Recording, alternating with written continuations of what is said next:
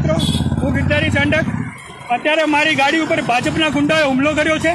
આપ જોઈ શકો છો, પાછળથી અજાણ્યા લોકો બે બાઇક પર આવી અને આપ જોઈ શકો છો તેમ આ પથ્થરનો ઘા મારી મારી ગાડી ઉપર જાનલેવા હુમલો કરવામાં આવ્યો છે. પોલીસને જાણ કરી છે, હજુ સુધી પોલીસ ઘટના સ્થળે આવી નથી. કનીપુરા નાકા આગળ આ પંકજ દેસાઈનો ગુંડો અરુણ ઉર્ફે મેલિયો, અનિલ પંચાલ, વિઠ્ઠલિયો ભીલ એ લોકો દારૂ જુગારના અડ્ડા ચલાવે છે, જેની વારંવાર અમે અહેવાલ પ્રસિદ્ધ કરીએ છીએ. એની રીસ રાખી આ પંકજ દેસાઈના દ્વારા ભાજપના ગુંડાઓ દ્વારા મારી ગાડી ઉપર હુમલો કરી મને મારી નાખવાનો અત્યારે પ્રયાસ થયો છે. અગાઉ પણ મારી ઉપર આ રીતે હુમલો કરાયો છે. નડિયાદની પોલીસ આ ગુંડાઓ સામે લાચાર હોય તેમ પોલીસ કંઈ કરતી નથી. ભાજપના ગુંડાઓ વારંવાર હર્ષ સંઘવી એવો કહે છે કે અમે અસામાજિક તત્વોની જાણ કરો, પણ ભાજપના ગુંડાઓ જ અમને નડી રહ્યા છે. આ રીતે દારૂ જુગારના અડ્ડા ચલાવી ભાજપના કાવતરાખોર પંકજ દેસાઈ આ રીતે અમારી પર હુમલા કરી રહ્યા છે.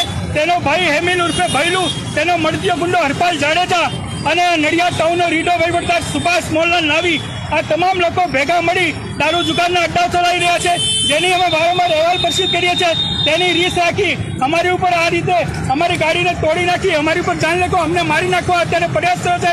ખેડા જિલ્લા પોલીસ કંટ્રોલને જાણ કરી છે, હજુ સુધી પોલીસ આવી નથી.